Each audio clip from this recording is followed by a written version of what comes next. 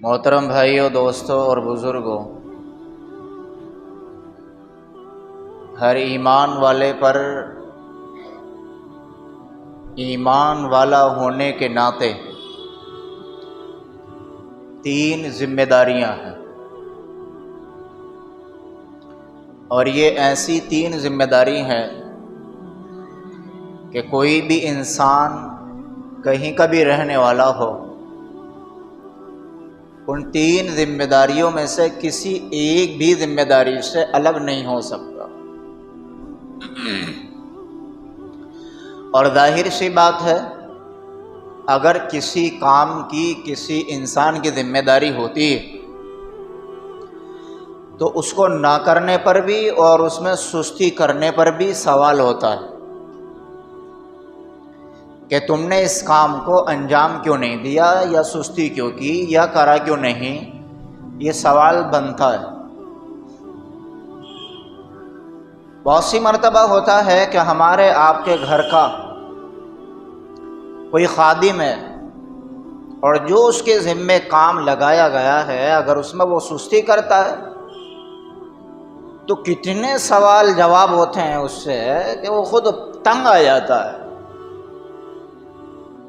کتنی مرتبہ ایسا ہوتا ہے کہ کہیں چوری ہوتی ہے، اور چوری جہاں ہوئی وہاں پر چوکیدار بھی ہوں، پہرے دار بھی ہوں وہاں پر، تو چوری ہونے کے بعد سب سے زیادہ پوچھ تاچھ کس سے ہوگی جی؟ چوکیداروں سے ہوگی، پہرے داروں سے ہوگی کہ تمہاری ذمہ داری تھی بھائی، کس چیز کی تنخواہ لے رہے ہو آپ لوگ؟ تو جس کی جو ذمہ داری ہوتی ہے اس ذمہ داری میں کوتاہی کرنا یا اس کو بالکل نہ کرنا، اس سے سوال و جواب تو بنتے ہیں۔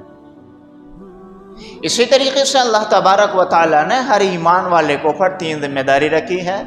سب سے پہلی ذمہ داری یہ ہے کہ اپنا دین سیکھے۔ کیا ذمہ داری ہے جی؟ سب سے پہلی اپنا دین سیکھے۔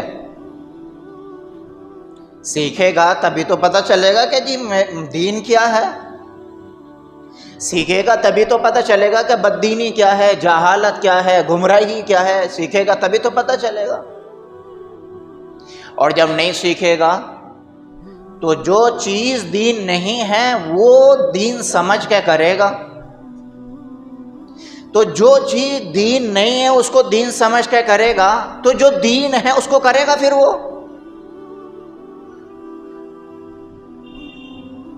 آج دیکھ لیں، اتنے نوجوان ہیں، اماں بھی کہہ رہی ہیں، ابا بھی کہہ رہی ہیں بیٹا کاروبار کر، کاروبار کر، کب تک خالی رہے گا؟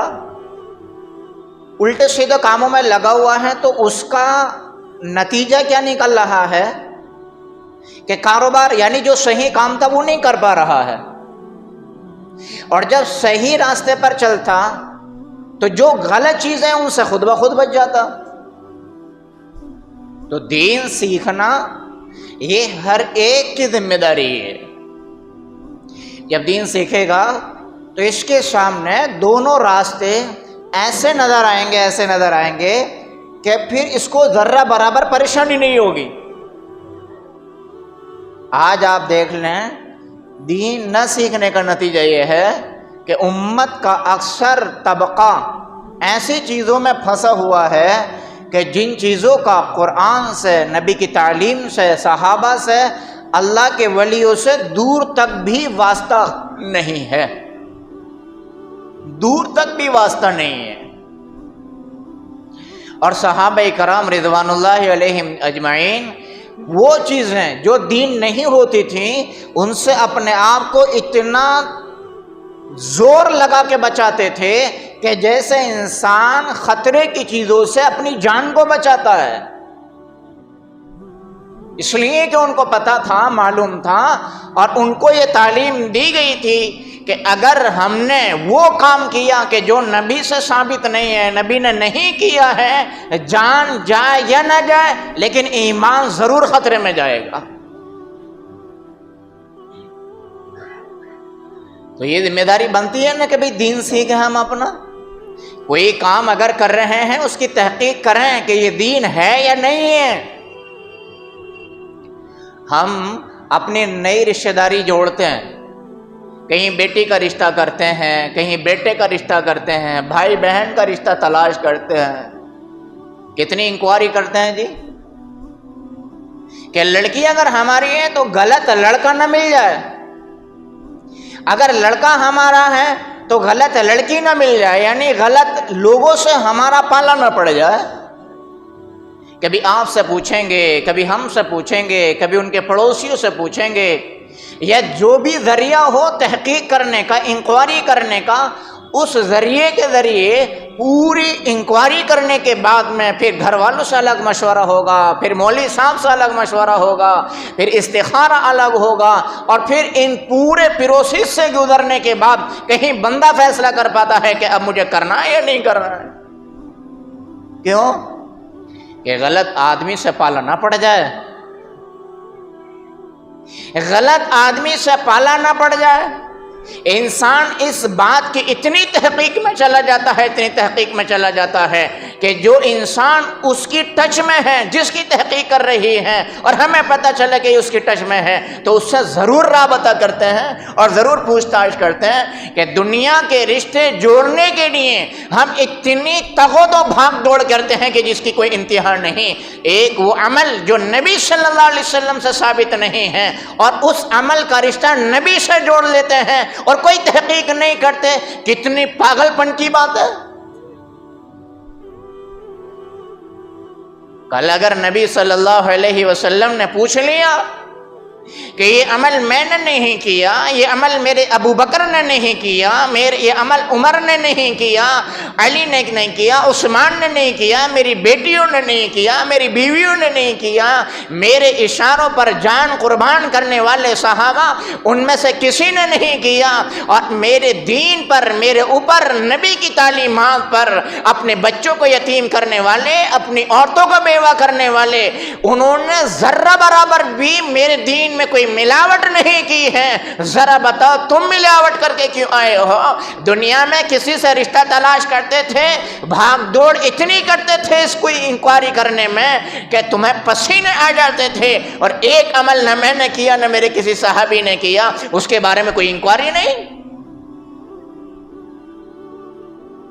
انسان ڈاکٹر کے پاس جاتا ہے، ڈاکٹر کے پاس جانے کے بعد ایک گولی لے لے، ٹیبلٹ لے لے، وہاں سے لانے کے بعد کسی سے ملاقات ہو گئی، وہ بھی ڈاکٹر۔ اگر دوسرا ڈاکٹر یہ کہہ دے کہ یہ دوائی تو آپ کو نقصان دے گی، دوسرے ڈاکٹر نے کہہ دیا یہ دوائی تو آپ کو نقصان دے گی، اور یہ سائیڈ ایفیکٹ ہیں، یہ پریشانیاں آ جائیں گی، یہ پریشانیاں آ جائیں گی، یعنی ذرا 10-5 پریشانیاں گنا دے، اس کے نقصان گنا دے، تو یہ جو دوائی وہاں سے لایا اس کا کیا حال ہوگا؟ کہ اس نے تو صرف اتنا بتایا کہ آپ کا بخار ختم ہو جائے گا، بس اتنا بتایا، لیکن نقصان کتنے اس کے سامنے آئے؟ 8-10 نقصان گنا دیے، تو اس بندے کے اوپر کیا ری ایکشن ہوگا؟ یہ دوائی لے گا یا نہیں لے گا؟ اگر لے گا بھی تو 100 بار سوچے گا کہ کہیں ایسا نہ ہو جیسا انہوں نے کہا ہے، میرے ساتھ ویسے ہی ہو جائے۔ یاد رکھنا، غلط دوائی کھانے سے بس زیادہ سے زیادہ یہ ہو سکتا ہے کہ انسان کی جان چلی جائے، لیکن وہ عمل جو نبی صلی اللہ علیہ وسلم نے نہیں کیے، اور جان بوجھ کر بندہ ان کے اوپر اپنی جان بھی لگا رہا ہے، اپنا مال بھی لگا رہا ہے، جان جائے یا نہ جائے، لیکن ایک وقت ایسا آئے گا کہ ایمان خطرے میں پڑ جائے گا۔ اور ہمارے پاس سب سے زیادہ قیمتی دولت کیا ہے جی؟ ایمان ہے۔ ہمارے آپ کے پاس اللہ نہ کرے ایمان نہ رہے، کیا بچا ہے ہمارے پاس؟ کچھ بھی نہیں بچا۔ تو یہ سب سے بڑی ذمہ داری ہے کہ ہم دین سیکھیں، بغیر سیکھے بابا کچھ نہیں آتا دنیا کے اندر۔ وہ ایک طالب علم تھا، مدرسے میں پڑھتا تھا، اس طالب علم کے استاد کا چمڑے کا جوتا تھا، وہ چمڑے کا جوتا جگہ جگہ سے پھٹ گیا، طالب علم کو دیا اور کہا کہ بیٹا موچی کے پاس لے کے جاؤ اور اس کی سلائی کروا کے لے کے آؤ، اس کی ڈینٹنگ پینٹنگ جو بھی اس میں ہونا ہو وہ کروا کے لے کے آؤ۔ بولے جی ٹھیک ہے. اب یہ طالب علم لے کے گیا. اب طالب علم کے دل میں استاد کی تو بڑی قدر ہوتی ہے, بڑی محبت ہوتی ہے. کوشش یہ کرتا ہے کہ میرے ذریعے استاد کا جو بھی کام ہو وہ پورا ہو اور اچھے طریقے سے پورا ہو. ایک تو یہ ہوتا ہے کہ ابڑ خابڑ کر دیا, تو لے کے گیا تو وہ موچی ٹانکے لگانے لگا اس میں. طالب علم نے کہا کہ جی جناب, تو موچی کی ایک بات طالب علم نے نوٹ یہ کی کہ بھئی ٹانکے یہ دور دور لگا رہا ہے, چھوٹے چھوٹے ٹانکے نہیں لگا رہا. تو طالب علم نے کہا جی جناب یہ آپ ٹانکے دور دور لگا رہے ہو, ذرا تھوڑے پاس پاس لگاؤ تاکہ مضبوطی آئے اس میں. تو موچی نے معلوم ہے سر اٹھا کے کہا, طالب علم کی طرف کو دیکھا اور کہا کہ جناب یہ جو آپ کا جوتا ہے نا یہ چمڑے کا ہے اور چمڑا اس کا گل چکا ہے, چمڑا اس کا گل چکا ہے. اگر میں نے پاس پاس ٹانکے لگائے تو جو دھاگا ہمارا ہوتا ہے وہ مضبوط ہوتا ہے, تو دھاگا پاس پاس ہونے کی وجہ سے یہ چمڑے کو کاٹ دے گا. دور دور لگائیں گے چمڑا نہیں کٹے گا. تو اس طالب علم نے ایک ٹھنڈی سانس لی, جسے کہتے ہیں ہم ایک آہ بھری, اور آہ بھرنے کے بعد میں کہا کہ پیر کا وہ جوتا کہ جس کی کوئی اوقات اور حیثیت نہیں ہوتی وہ بغیر سیکھے نہیں آتا. نبی صلی اللہ علیہ وسلم کا لائے ہوا دین بغیر سیکھے کیسے آ سکتا ہے؟ یہ وہ کہتے ہیں نا کہ ہر چیز میں کوئی نہ کوئی پوزیٹو چیز ہوتی ہے, پوزیٹو پہلو ہوتا ہے. جن کا ذہن پوزیٹو ذہن ہوتا ہے, پوزیٹو پہلو اختیار کیا وہ ہوتا ہے, وہ نیگیٹو سے نیگیٹو چیز میں بھی پوزیٹو پہلو نکال لیتے ہیں اور اپنے لیے سبق حاصل کر لیتے ہیں. تو بغیر سیکھا کچھ نہیں آتا, سیکھنا پڑتا ہے. ایک بہت بڑے صحابی ہیں حضرت جابر رضی اللہ تعالیٰ, ان کے ابا کا نام ہے عبداللہ رضی اللہ تعالیٰ. 9 بہنیں ہیں ان کی, 9. کتنی جی؟ جابر رضی اللہ عنہ کی 9 بہنیں. ان کے ابا جو ہیں عبداللہ, ان کی 9 بیٹیاں ہیں. 2 کی شادی ہو گئی, گھر پہ کتنی بچی؟ 7 بچی ہیں. اور 7ویں جسے ہم اپنی زبان میں کہتے ہیں تلا اوپر کی, یعنی کہ 3-4 جوان گھر میں بہنیں ہیں, بیٹیاں ہیں ابا کی. ایک موقع پر حضور صلی اللہ علیہ وسلم نے یہ آواز لگائی, بھئی دین کی بلندی کے لیے جانا ہے اللہ کے راستے میں, دین پھیلانے کے لیے. تو معلوم ہے ابا بولے بیٹے سے کہ بیٹا میں جاؤں گا. بیٹا کہہ رہا کہ ابا ایسا ہے آپ گھر رہو میں جاؤں گا. اب دونوں میں کھینچتان ہو رہی ہے, ابا کہہ رہے ہیں میں جاؤں, بیٹا کہہ رہا ہے میں جاؤں. ابا کہہ رہے ہیں تو اپنی بہنوں کی دیکھ بھال کرنا, اب بیٹا کہہ رہا ہے کہ آپ رہیں آپ بیٹیوں کی دیکھ بھال کرنا. دونوں میں کھینچتان ہو رہی ہے, کھینچتان ہو رہی ہے دونوں میں. یہ تجارت کرنے کے لیے نہیں, کمائی کرنے کے لیے نہیں, یہاں تک بات بڑھ گئی, یہاں تک بات بڑھ گئی. ایسا بھائی ایسا ہے, نہ تو جائے نہ میں جائیں, ایسا کر قرآن اندازی کر لیں, جس کا نام آ جائے وہ چلا جائے. قرآن اندازی میں ابا کا نام آ گیا. جس کا نام آ گیا؟ ابا کا نام آ گیا, حضرت عبداللہ کا. اب قرآن اندازی کا فیصلہ ماننا پڑے گا. جب گئے تو جا کے ابا واپس نہیں آئے, شہید ہو گئے. اور گھر پہ کتنی بہنیں ہیں؟ 7 بہنیں گھر پر بیٹھی ہیں. اور اتنے نہیں, ابا نے بہت سارا قرضہ بھی چھوڑا.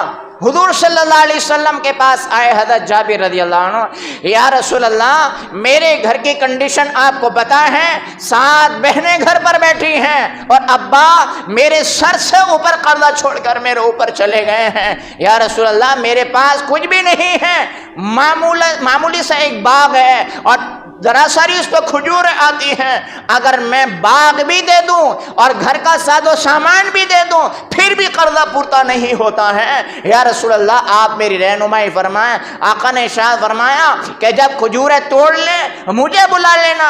حضرت جابر رضی اللہ عنہ نے کھجوریں توڑی، ایک تھیلے میں ایک جھولے میں بھری اور آقا کو خبر کر دی، یا رسول اللہ تشریف لائیے۔ آقا نے فرمایا کہ جو بھی آپ کے قرض والے ہیں ان سب کو بلا لو، جن جن کو قرضہ دینا ہے سب کو بلا لو۔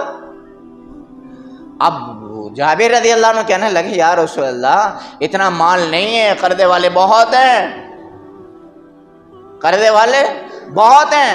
آقا نے ارشاد فرمایا جو کہا جائے بس اس پر عمل کر لیا جائے، جو میں کہہ رہا ہوں کون قرضے والے کتنے ہیں آپ سے اس کو کوئی سروکار نہیں ہے، کتنا مال ہے آپ فکر کرنے کی کوئی ضرورت نہیں ہے۔ جب اللہ کا رسول محمد رسول اللہ صلی اللہ علیہ وسلم کہہ رہا ہے تو آپ ان کا حکم مانیے، اپنے قرض والوں کو بلائیے۔ حضرت جابر رضی اللہ تعالیٰ عنہ نے سب کے یہاں خبر بھیج دی، سب آ گئے، سب اکٹھا ہو گئے کہ جابر قرضہ کہاں سے دے گا؟ ان میں مسلم بھی ہیں، نون مسلم بھی ہیں، نئے مسلمان بھی ہیں۔ حضور صلی اللہ علیہ وسلم نے کہا لائن لگا کر کھڑے ہو جاؤ اور جس کا جتنا قرضہ ہے وہ بتاتے رہو۔ آقا حضور صلی اللہ علیہ وسلم تھیلے میں ہاتھ ڈالتے رہے، کھجوریں نکال نکال کے دیتے رہے دیتے رہے دیتے رہے، سارے قرضے والوں کا قرضہ ادا ہو گیا۔ اور جابر رضی اللہ عنہ کہتے ہیں کہ جب میں نے جھولے میں جھانک کر کے دیکھا جس نے کھجوریں حضور صلی اللہ علیہ وسلم کو میں نے سپرد کری تھی، ایسا محسوس ہوتا تھا کہ ان میں سے ایک کھجور بھی کم نہیں ہوئی ہے۔ ایسی برکت اللہ تبارک و تعالیٰ نے رکھی۔ آقا نے جھولا جابر کے ہاتھ میں دے کر کے کہا کہ جابر لو بھائی تمہارے قرضدار بھی نمٹ گئے اور تمہاری کھجوریں بھی ساری بچ گئی۔ تو یہ جابر رضی اللہ عنہ، میں بتا رہا تھا کہ دین سیکھنا، یہ جابر رضی اللہ عنہ نے سنا کہ ملک شام میں ایک صحابی ہیں، ان کا نام ہے حضرت عبداللہ بن انیس، اور انہیں صرف ایک حدیث یاد ہے، اور ایسا مدینے میں کوئی نہیں کہ جن کو وہ حدیث یاد ہو، کوئی نہیں ہے ایسا۔ انہیں پتہ چلا کہ وہ حدیث وہاں پر ان کو یاد ہے، تو معلوم ہے انہوں نے اپنی سواری تیار کی، سواری تیار کر کے راستے کا توشہ ووشہ اختیار لیا اپنے ساتھ اور سفر شروع کر دیا۔ 1 مہینے میں پہنچے ملک شام۔ کتنے؟ 1 مہینے میں ملک شام پہنچے، اور پہنچنے کے بعد میں دروازے پر دستک دی۔ ان کا 2 مالا مکان بنا ہوا تھا، اس وقت وہ اپنی چھت پر تھے اوپر، تو انہوں نے سر نیچے کو لٹکا کر کے کہا کہ جی کون صاحب ہیں بتائیے۔ یہ مشہور صحابی تھے، بہت بڑے صحابی تھے۔ انہوں نے کہا کہ میں مدینے سے آیا ہوں جابر۔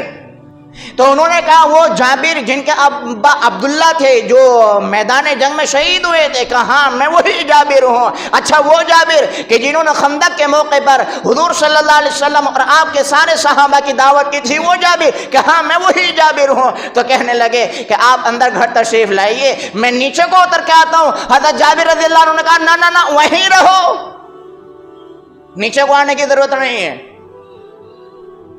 بھائی کیا بات ہے کہ مجھے یہ پتا چلا ہے کہ آپ کو ایک حدیث یاد ہے والی؟ کہ ہاں یاد ہے، آرام سے سن لینا۔ آپ میں نیچے آتا ہوں، آپ اندر آؤ، ذرا تھوڑا پانی وانی ہو جائے، کچھ کھانا پینا ہو جائے، اس کے بعد میں کچھ آرام ہو جائے، بشاشت ہو چلے جانا، بشاشت نہ ہو کچھ اور 2-4 دن رک جانا۔ حضرت جابر رضی اللہ عنہ سواری پر بیٹھے ہیں، 1 مہینے کا سفر طے کر کے، اونٹ کا سفر طے کر کے، کوئی معمولی سفر نہیں ہے۔ آج ہمارا حال کیا ہے؟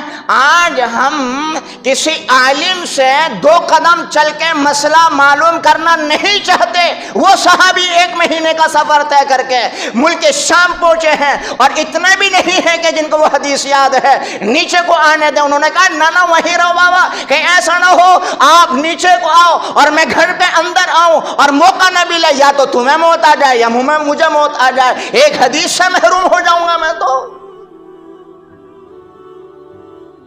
कितने ही लोग ऐसे हैं 60-70 साल की उम्र हो गई, कभी किसी को सूरह फातिहा तक नहीं सुनाई है, कभी किसी को नमाज तक नहीं सुनाई है। क्या ऐसे नमाज अदा करनी चाहिए, कैसे खड़ा होना चाहिए, क्या जरूरी है क्या जरूरी नहीं है, सजदा साहब किन चीजों से वाजिब होता है, नमाज किन चीजों से टूट जाती है और नमाज किन चीजों से नाक़िस हो जाती है, इन चीजों को सीखने की जरूरत ही महसूस नहीं की। और नमाज सबसे अफजल इबादत है। नबी फरार फरमा रहे हैं कि नमाज में मेरी आंखों की ठंडक है। तो ठंडक कब पहुंचेगी जी? जब सही सादा करेंगे तब तो ठंडक पहुंचेगी, और जब सही सादा नहीं करेंगे तो जो नबी ये कह रहे हैं कि नमाज मेरी आंखों की ठंडक है, फिर वो दूसरी हदीस में ये भी कह रहे हैं अगर नमाज सही सादा नहीं की गई तो ये सड़े हुए कपड़े में लपेट कर उसी नमाजी के मुंह पर मार दी जाती है जिसने इसको सही सादा नहीं किया। और अल्लाह फरमाता है कि मुझे जरूरत नहीं है तेरी ऐसी नमाज की जा। जाबिर कहना है कि वहीं रहो बाबा, नीचे उगाओगे तो कहीं ऐसा ना हो तुम्हें मोहताज आया मुझे मोहताज हदीस से महरूम हो जाऊं। हजरत अब्दुल्ला ने वहीं खड़े खड़े वहीं चेहरा लटकाए लटकाए हदीस सुनाई। तो वो कह रहे हैं वो तो आ जाओ अंदर। कहना अब भी नहीं आऊंगा। बोले फिर क्या करने का इरादा है? कि इस हदीस को लेकर अब मदीना जाऊंगा। कहीं ऐसा ना हो कि मेरे मदीना पहुंचने से पहले अब मुझे मौत आ जाए और मदीना वाले इस हदीस से महरूम हो जाएं। मेरी कोशिश ये है कि नबी की बात मुझ तक जो भी पहुंची है मेरे मरने से पहले पहले वो दूसरों तक पहुंच जाए। कहीं ऐसा ना हो कल क़यामत के दिन मोहम्मद मुस्तफ़ा सल्लल्लाहु अलैहि वसल्लम मेरा दामन पकड़ लें, गिरिबान पकड़ लें और कहें कि जाबिर मेरी एक बात तुझ तक पहुंची थी, तूने सीने में रख के यहाँ क्यों लाया? क्या जवाब दिया जाएगा वहां पर? तो ये बड़ा मसला है।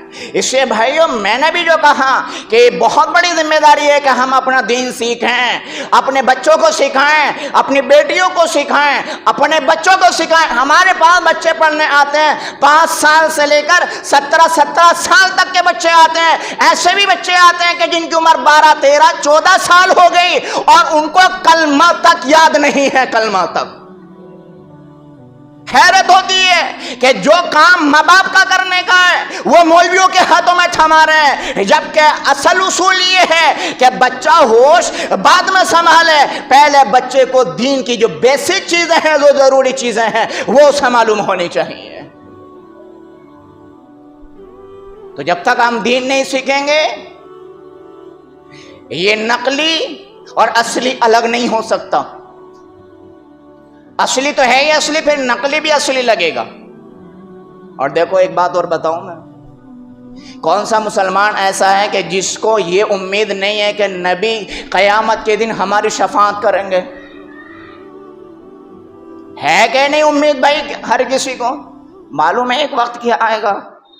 हुजूर सल्लल्लाहु अलैहि वसल्लम, हजरत अबू बकर, हजरत उमर, ये हुजूर के साथ उम्मत को हौज़े कौसर पे पानी पिला रहे होंगे अपने हाथों से भर भर के, लो पियो लो पियो लो पियो, तुम मेहमान हो, पियो पियो।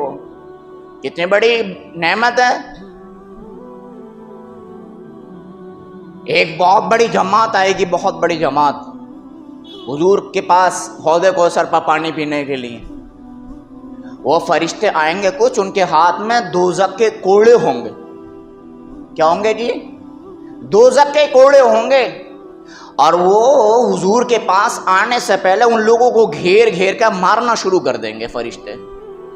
हुजूर सल्लल्लाहु अलैहि वसल्लम कहेंगे कि इनको क्यों मार रहे हो, कि ये मेरी उम्मत नहीं है?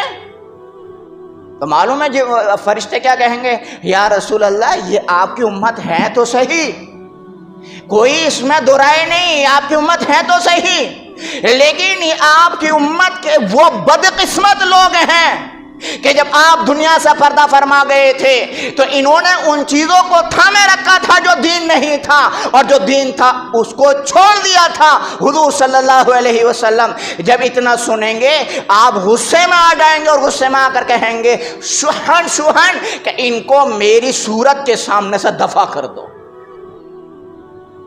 एक ही आसरा है नबी सल्लल्लाहु अलैहि वसल्लम का, और उस वक्त वो ये कहते हैं کہ ان کو میری صورت کے سامنے سے جدا کر دو. اب بچا جی کچھ ہلاک ہونے میں، برباد ہونے میں؟ کچھ نہیں بچا.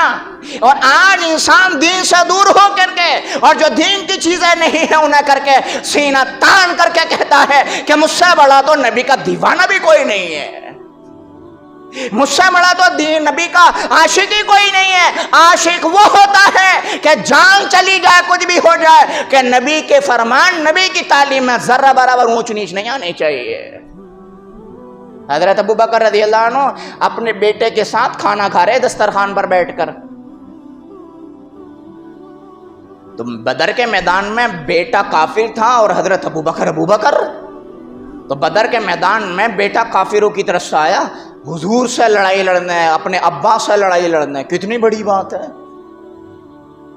تو وہ کھانا کھاتے کھاتے بیٹے نے کہا، ابا جان بدر کے میدان میں جب گھمسان ہو رہی تھی نا تو آپ میرے داؤ کے نیچے آ گئے تھے.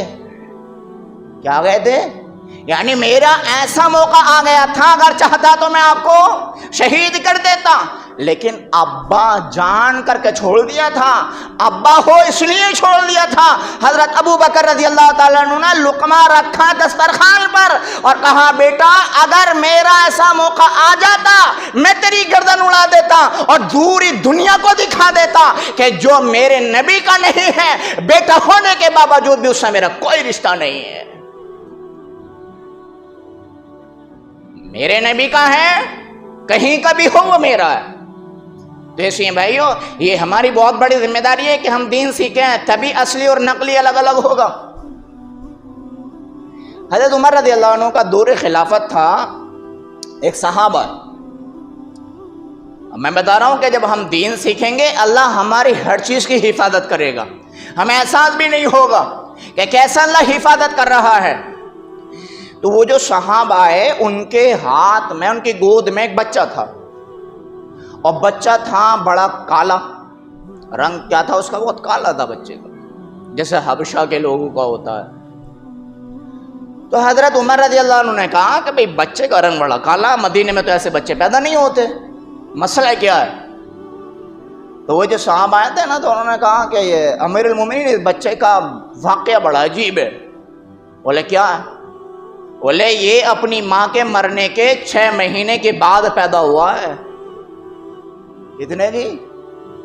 6 مہینے کے بعد، اپنی ماں کے مرنے کے بعد پیدا ہوا ہے. ماں آج مری ہے، 6 مہینے کے بعد بچہ پیدا ہوا ہے.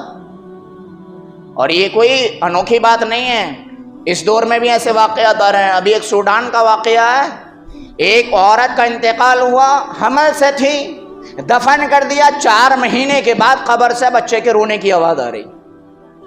علماء کے کہنے سے جب قبر کو کھولا گیا تو جو بچہ پیٹ میں تھا وہ بچہ ماں کے پھٹنے کے بعد میں قبر میں بچہ باہر نکل کے رو رہا تھا.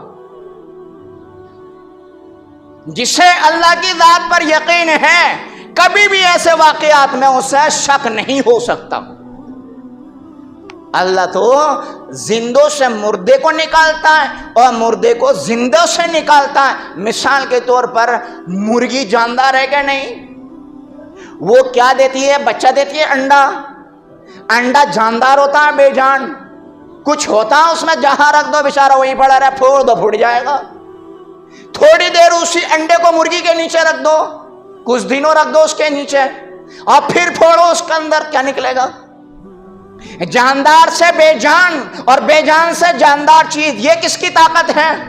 صرف اللہ کی ہے. جس کو اللہ کی اس طاقت پر یقین ہوگا ذرہ برابر بھی ایسے واقعات میں شک نہیں کر سکتا. کہ 6 مہینے کے بعد پیدا ہوا ہے. ہاں بولا کیسے؟ کہا کہ وہ میں دین کی محنت کرنے کے گیا تھا، دین کی محنت کرنے کے لیے گیا تھا، تو میری بیوی وہ پریگننٹ تھی، حمل سے تھی، اور میں نے یہ کہہ کے گیا تھا کہ اے اللہ میں اپنی بیوی کو ایسے حال میں چھوڑ کر کے جا رہا ہوں، میری بیوی کے پیٹ میں جو بھی ہیں اس کی حفاظت کرنا. اب جب میں گھر آیا تو میرے گھر میں تو تالا والا لگا ہوا، کچھ بھی نہیں، بیوی بھی نہیں. میں نے بھائی سے ملاقات کی، بھائی اپنے گھر لے کے گیا، پانی وغیرہ پلایا، خیر اللہ خیریت. میں نے کہا بچے کہاں ہیں ہمارے؟ تو بھائی نے کہا کہ وہ آپ چلے گئے دین کی محنت کرنے کے لیے، آپ کے پیچھے آپ کی بیوی کا انتقال ہو گیا تھا اور ہم نے سب نے مل کے ان کو دفن کر دیا. صدمے کی بات ہے. اب وہ رات میں جو سوئے تو گھر کے پیچھے جنت البقیع، اب پوری رات ان کو نیند نہیں آ رہی ہے، ٹینشن کی وجہ سے، غم کی وجہ سے. انہوں نے قبرستان کی طرف دیکھا تو قبرستان میں ایک جگہ سے آگ نظر آ رہی تھی جلتی ہوئی. بھائی کو اٹھایا، بھائی نے جو دیکھا تو بھائی نے بھائی سے کہا او بھائی برا مت ماننا، یہ آگ تو بھابھی کی قبر میں سے نکل رہی ہے. وہ اور گھبرایا. وہ بھائی نے کہا کہ میرا بیوی کی قبر پہ جانے کو دل چاہتا ہے. بھائی نے روکا کہ نہیں میں جاؤں گا. جب بھائی گیا تو بھائی بھی ساتھ ہو لیا. جب قبر کے پاس پہنچے تو دیکھا قبر کے اندر بچہ کھیل رہا ہے اور آواز آئی کہ جب تو ہمارے راستے میں ہمارے دین کو پھیلانے کے لیے گیا تھا تو ہم سے یہ کہہ کے گیا تھا اے اللہ میری بیوی کے پیٹ میں جو بھی ہو، بیٹا ہو یا بیٹی ہو، اے اللہ تو اس کی حفاظت کرنا، تو ہمارے دین کی حفاظت کرے، اور جو تو نے ہماری حفاظت میں دیا تھا ہم اس کی حفاظت نہ کریں. یہ کیسے ہو سکتا ہے؟ تیری بیوی مر گئی لیکن جو چیز تو نے ہماری گارنٹی میں اور ذمہ داری میں دی تھی ہم اس کی حفاظت کرتے رہے. تیری بیوی کا انتقال ہو گیا، آج 6 مہینے ہو چکے ہیں، ہم 6 مہینے سے تیرے بچے کو اسی قبر میں پال رہے ہیں، اسے اٹھا لے اور جا کے اس کی پرورش کر. یہ واقعہ کون سنا رہے ہیں؟ اس بچے کے والد حضرت عمر رضی اللہ تعالیٰ عنہ کا یہ واقعہ سنا رہے. عمر رضی اللہ تعالیٰ عنہ نے اس بچے کو گود میں لیا اور گود میں لینے کے بعد اپنے پاس بٹھایا اور یہ آرڈر جاری کیا کہ آج سے اس بچے کا سارا خرچہ گورنمنٹ اٹھائے گی. آج سے اس بچے کا سارا خرچہ شاہی خزانے سے ادا کیا جائے گا. تو یہ ہوتا ہے نبی کی تعلیم اور دین کی حفاظت جب ہوتی ہے تو اللہ مردے کے پیٹ میں بھی بچوں کی حفاظت کر دیتا ہے. بھائیو آج ہم نے اپنے مال کی حفاظت کی، ہم نے اپنی جان کی حفاظت کی، ہم نے اپنی اولاد اور گھر کی حفاظت کی. اگر ہم نے بے یار و مددگار چھوڑا ہے تو نبی کے دین کو بے یار و مددگار چھوڑا ہے. اور جب ہم نے نبی کے دین کو بے یار و مددگار چھوڑا، اللہ کی جو مدد ہمارے اوپر آنی تھی وہ مدد آنا بند ہو گئی ہے. اس لیے بزرگوں، میرے بھائیوں، ہم سب کوشش کریں کہ انشاءاللہ ہم اپنا دین سیکھیں گے. نماز پڑھ رہے ہیں نماز سیکھیں گے، قرآن پڑھ رہے ہیں قرآن سیکھیں گے، گھر میں بھی سیکھنے سکھانے کا ماحول بنائیں گے. جب ایسا ہوگا بددینی سے، جہالت سے، بدعات و خرافات اور رسومات سے بچنا بالکل آسان ہو جائے گا. اب بھی لوگ اتنا آگے زمانہ چلا گیا کہ جن کو الف بیتے کی کتابیاں نہیں آتی وہ بخاری کی بات کرتا ہے. آپ کو حیرت ہوگی، لیکن پھر بھی مسلمان اسی جہالت اور گمراہی میں ڈوبے ہوئے ہیں. ایک چھوٹی سی بات ابھی 2-3 دن یہاں ہماری مسجد میں پیش آئی، وہ بتا کے بات ختم کرتا ہوں. 5 بجے فجر کا وضو کر رہا تھا میں وہاں پر، غالباً ایک صاحب اور بیٹھے تھے. تو میں نے دروازے کی طرف کو دیکھا تو مجھے احساس اس بات کا ہوا کہ کچھ عورتیں آ رہی ہیں. میں نے سوچا کہ اتنی رات میں صبح فجر سے پہلے 5 بجے اور تو آنے کا مطلب کیا ہے. وہ اتنا سوچا ہی تھا میں نے کہ وہ مسجد کے اندر کو آنے لگی. 2-3 ایجڈ عورتیں تھیں، اس میں عمر دراز عورتیں تھیں، اور ایک نوجوان لڑکی تھی، اور ایک آدمی تھا صرف پینٹ پہنا ہوا اور اس کو اوپر سے سینڈو بنیان پہنا ہوا، سر پہ ٹوپی نہیں، چہرے پہ داڑھی نہیں، کچھ بھی نہیں ہے، اور وہ بے پردہ عورتیں ہیں ساری، اور میک اپ کری ہوئی ہیں. دروازے پہ آ کے کھڑی ہو گئی. جو مرد تھا اس نے سلام کیا. میں وضو بنا رہا تھا. میں نے کہا جی فرمائیں کیا ہوا؟ تو عورتوں نے کہا کہ وہ طاق بھرنے آئے ہیں. طاق کیا بھرنا ہے؟ طاق بھرنے آئے ہیں. تو میں نے کہا ہماری مسجد میں تو طاق ہے نہیں. ہاں ہماری مسجد میں تو طاق نہیں ہے. تو ایک بوڑھی ماں کہنے لگی وہ طاق نہیں ہے، کوئی بات نہ کہیں اور رکھ دو. میں نے کہا مسئلہ کیا ہے ذرا بتاؤ. تو وہ لوگ طاق بھرنے آئے، گھر میں شادی ہوئی ہے. تو میں نے سوچا من کہ ان کو دو چار ذرا باتیں سمجھائی جائیں، قرآن حدیث کی روشنی میں بتائی جائیں ان کو۔ میں نے اس آدمی کو بلایا، میں نے کہ بھائی یہاں آؤ اور اپنے پیچھے ان مستورات کو کھڑا کر لو، میں وہیں بیٹھا تھا۔ تو میں نے کہا کہ ہمیں کوئی کام کرنا ہے تو کم سے کم اتنا تو سوچنا چاہیے، ہم مسلمان ہیں، ہماری ذمہ داری بنتی ہے کہ اس کی طرح کچھ تحقیق کریں دین ہے بھی یا نہیں ہے۔ بس اتنے ہی کہنا تھا، وہ عورتیں تو الٹے پیر واپس ہو گئی، انہوں نے نہیں سنی بات۔ وہ آدمی تھوڑا روکا رہا، میں نے دو چار باتیں ان صاحب سے کہیں تو وہ بھی یہ کہہ کے پلہ جھاڑ کے چلے گئے کہ ہاں جو آپ کہنا چاہتے ہو میں سمجھ گیا۔ کیا کہہ کے چلے گئے؟ جو آپ کہنا چاہتے ہو وہ میں سمجھ گیا۔ یہ میری ذمہ داری تھی کہ ان کو سمجھاؤں، لیکن وہ نہ سمجھے تو یہ اب ان کی غلطی ہے، ورنہ تو ان کو مٹھائی رکھے جائیں یا میٹھے کا ڈبہ رکھے جائیں یا کوئی پیسے رکھے جائیں، میں تو ان کو قبضہ کر کے بیٹھ جاؤں، ابھی میرا تو فائدہ ہوا۔ اور میں تو اگر اور اپنا فائدہ کرنا چاہوں تو نہیں جی، یہ تو تھوڑا ایک جوڑا بھی لے کے آؤ، یہاں پہ ایک مرد کا بھی لے کے آؤ، ایک لیڈیز کا بھی لے کے آؤ، ایک بچے کا بھی لے کے آؤ، تو دنیاوی اعتبار سے تو میرا فائدہ ہے۔ لیکن یاد رکھنا، اگر میں یہ راستہ ان کو دکھاتا ہوں تو کل قیامت کے دن جہاں وہ جائیں گے پھر وہ مجھے چھوڑیں گے نہیں کہ جی یہ کام ہم نے اس کے کہنے پہ کیا تھا۔ اگر میں نے ان کو روکنا چاہا نہ روکے، کل قیامت کے دن باری آئے گی، اب میں کہوں گا یا اللہ میں نے ان کو روکنے کی کوشش کی لیکن یہ نہیں روکے۔ یہ ہو رہا ہے آج ہمارے ہاں، کئی دفعہ ایسا ہوا ہے، ہم سو کے نہیں اٹھے، فجر سے 1 گھنٹہ پہلے ٹھاک ٹھاک ٹھاک ٹھاک، بے کون آ گیا؟ موت کا فرشتہ آ گیا کیا؟ اسے جگہ نہیں ملی مسجد میں آنے کی، اتنی زور سے دروازہ کھٹکھٹاتے، اتنی زور سے دروازہ، اور ایسا کھٹکھٹاتے جیسے مولوی صاحب دروازے پر ہی بیٹھا ہوگا، دروازہ کھٹکھٹا ایک دم کھلنا چاہیے۔ دروازے کا ادب یہ ہے، ہلکا سا دستک دے دو، پھر کچھ دیر، اتنی دیر تو رکو کم سے کم کہ کوئی آدمی سویا ہوا ہے، لیٹا ہوا، وہ جاگ کر ذرا یہاں تک آ جائے۔ ریگولر کنٹینیو ٹھاک ٹھاک ٹھاک ٹھاک، بھائی اٹھنا دوبر ہو جاتا ہے، ایسا لگتا ہے پتہ نہیں کون جلال میں بھر کے آیا ہے۔ 1 گھنٹہ پہلے کئی عورتوں کو واپس لوٹایا، کئی مرتبہ تو ایسا ہوا ادھر سے دروازہ نہیں کھلا، پھر ادھر کھٹ کھٹ، ادھر سے نہیں، پھر ادھر کھٹ کھٹ، پھر ادھر جا کے کیا بات ہے؟ مؤذن صاحب مجھ سے کہہ رہے ہیں مفتی صاحب ایسے ایسا بات ہے۔ میں نے کہا بھائی ان کو بتا دو، یہ کوئی دین کی بات تھوڑی ہے۔